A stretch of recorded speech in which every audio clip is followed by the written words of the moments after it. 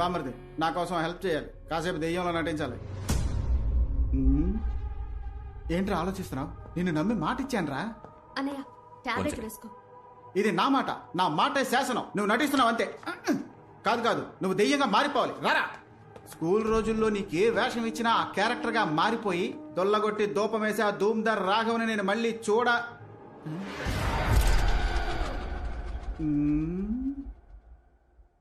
ఏంటి మొహం చేంజ్ అయినట్టు అనిపిస్తోంది?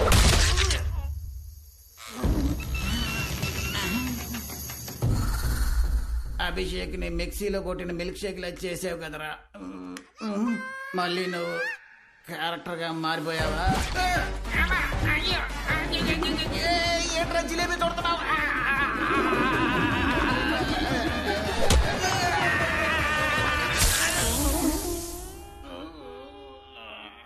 ఇనప చూప కూర్చుకున్న అదే చోట కొమ్ము కూడా కూర్చుకుంది. 10 కిలోల బంగారం కోసం ఇన్ని పొడుపులు పొడిపించుకోవాలా?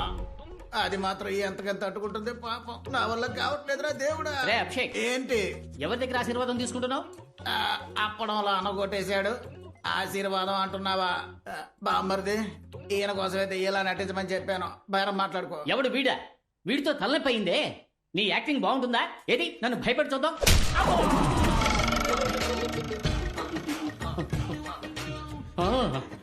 నీ యాక్టింగ్ చాలా బాగుందయ్యా. బాగా నేచురల్ గా ఉంది. ఏంటి అలా వదిలిపెట్టేశాడు? చిక్కాడు చిట్టి బాబు. తమ్ముడు నటించమంటే నిజంగా కొడుతున్నావు. ఇక చాలా ఆపు. ఎవరి పిల్లలు? ఇదిగో కొట్టే వాళ్ళందరూ వాళ్ళ ఉన్నారా లేక వాడే అందరినీ కొడుతున్నాడా? అభిషేక్ నీ ఒపీనియన్? ఇకపై మనం కాంప్లాన్ బూస్ట్ హార్లిక్స్ అన్ని కలిపి తాగాలనుకుంటా. ఎందుకు సార్? మనకి దెబ్బలు తట్టుకునే శక్తి కావాలిగా. కొట్టిన కొట్టుడికి కలబోసి కడుపులోనే కక్కుకున్నట్టుంది. కాంప్లైన్ కావాలా మీకు? ఎక్కడికో అర్జెంటుగా తీసుకుపోతున్నట్టుగా ఉంది. ఎందుకు రివర్స్ గేర్ వేశాడు? అన్నులు తిన్నా నీకు తిక్క కుదరలా. అమ్మా అయ్యయ్యో మళ్ళీ మన మీదకి వస్తున్నాడే. దేన్ని ఒక టేక్ లో ఓకే చేయడు సార్. ఏదో నీ మాట వింటాడు అన్నావుగా, కొంచెం కోటింగ్ ఆపమని చెప్పరా. అరగంటకు పైన అయింది సార్ నేను చెప్పి. ఆడ క్యారెక్టర్ నుంచి ఇంకా బయటికి రాలేదు.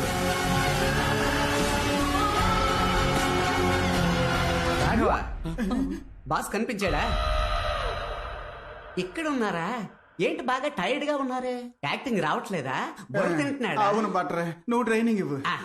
దెయ్యంగా నటించడం పెద్ద విషయం ఏం కాదు. పళ్ళు గట్టిగా కొర్రికి కళ్ళు మిటకరించి చూసి ఎందుకు నన్ను రంగుల రాట్నంలో తిప్పినట్టు తిప్పతను? కూతురు తిప్పు తిప్పరా. చాకల బండి మీద ఉతికినట్టు ఉతికి పారేస్తున్నాడు. ఇప్పుడు ఉతికింది ఆరబెడుతున్నట్టున్నాడు.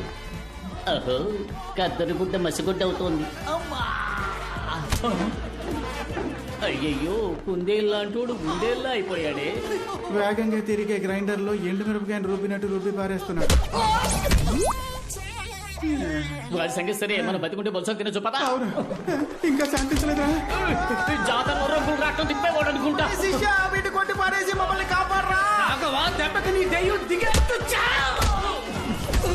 రాఘవా, ఇంకా నీకు జన్మలో వేషం ఏంటి బల్లి పల్టీ కొడుతుంది?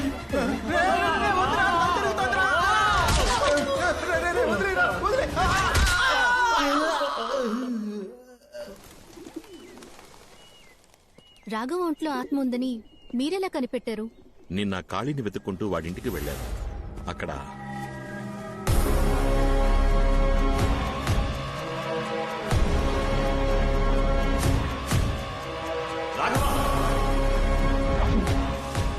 అక్కడికి వెళ్ళి చూసేసరికి వాడు కనిపించలేదు. అప్పుడు నేను చూసిన రాఘవ నార్మల్ గా లేడు. వాళ్ళలో ఏదో ఒక శక్తి ఉందనిపించింది. దాన్ని కన్ఫర్మ్ చేసుకోవడానికే స్వామీజీని ఇక్కడికి రమ్మన్నాను. సరిగ్గా నేను అనుమానించినట్టే ఇంకో ఆత్మ కూడా ఉంది. కానీ మా అమ్మ ఆత్మ నన్ను చంపడానికి ట్రై చేసిందన్నారే, దాన్నే నేను నమ్మలేకపోతున్నాను. నువ్వు మీ అమ్మగారి పాట వినే ఆ రూముకు వెళ్ళావు. నిన్నక్కడికి రప్పించి షాండ్లియర్ ద్వారా చంపడమే ఆవిడ ప్లాన్. బట్ నన్ను కాపాడింది మా అమ్మ ఫోటోనే కదా. అందుకే నాకు అనుమానం ఎక్కువైంది. ఎందుకంటే మీ అమ్మగారి ఫోటోకున్నది చాలా పాత ఇనపతీగ.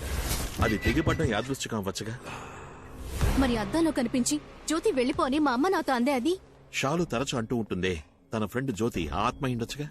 షాలు వెనకాల ఆ జ్యోతి ఆత్మ నుంచి ఉంటే మీ అమ్మగారు తనని వాన్ చేసి ఉండొచ్చుగా. మీరు చెప్పేది నాకు కన్ఫ్యూజింగ్ గా ఉంది. కానీ నాకో విషయం క్లారిఫై అయింది. నువ్వు చెప్పినట్టుగా ఇంతకు ముందు ఆ ఆత్మ ప్రభావం పెద్దదిగా ఉండేది కాదు. కానీ ఇప్పుడు డ్రైవర్ సూరి, కాళీ ఇద్దరూ చనిపోయారు. ఇవన్నీ జరిగింది ఆ గర్భగుడిలో ఉన్న రహస్య రూమ్ ని తెరిచిన తర్వాతే. మరైతే ఆ రూమ్ లో అసలేముందని? అదే నాకు అర్థం కావట్లేదు. ఈ ప్రశ్నకి సమాధానం ముగ్గురికే తెలుసు. మీ అమ్మకి, మీ నాన్నకి, పెద్ద పూజారికి. చనిపోయిన మీ అమ్మ సమాధానం చెప్పలేదు. పెద్ద పూజారి మీ నాన్న సమాధానం చెప్తారా అని తెలియదు.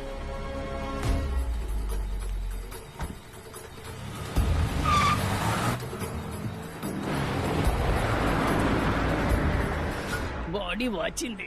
మనం ఒకరికొకరు అమృతాంజనం రాసుకుందామా? అప్పుడైతే మీ ఆవిడ వేడి నీళ్ళు పెట్టమనండి సార్, మనం ముగ్గురం కలిసి లాల్ పోసుకుందాం. రాఘవ ఎవరితో వెళ్తున్నాడు? జమీందార్ తోటే. వాడినిందుకయ్యా పంపించారు? ఆడిని మేమేం పంపించలేదయ్యా, ఆడే మమ్మల్ని పంపులా కొట్టాడు.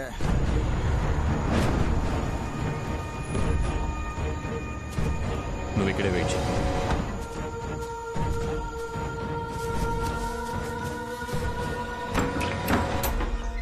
స్వామి, నాకు చాలా భయంగా ఉంది స్వామి. 2 రోజుల నుంచి ఖాళీ కనబడడం లేదు. కొన్నాళ్ల క్రితం డ్రైవర్ సూర్య అంతఃపురం స్విమ్మింగ్ పూల్లో చచ్చిపడున్నాడు. మొదట్లో కరెంట్ షాక్ కొట్టి చచ్చిపోయాడు అనుకున్నాను. కానీ జరిగే సంఘటనలు బట్టి చూస్తుంటే ఇదంతా తన పనే అనిపిస్తోంది. అవును, ఆ తలుపును తెరిచినప్పటి నుంచే ఇలా జరగడం మొదలైంది స్వామి. ఇక మిగిలింది మనిద్దరమే స్వామి.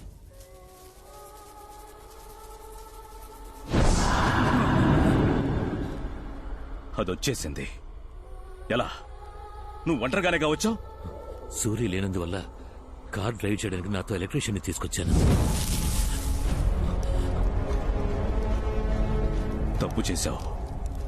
దానికి ఈ చోటు చూపించేశావు. అది మిమ్మల్ని ఏం చేయగలదు స్వామి? మూర్ఖుడా! 22 ఏళ్లు నేను అడవిలో తపస్సు చేశాను అనుకున్నావా? తలదాచుకు బతుకుతున్నాను రా.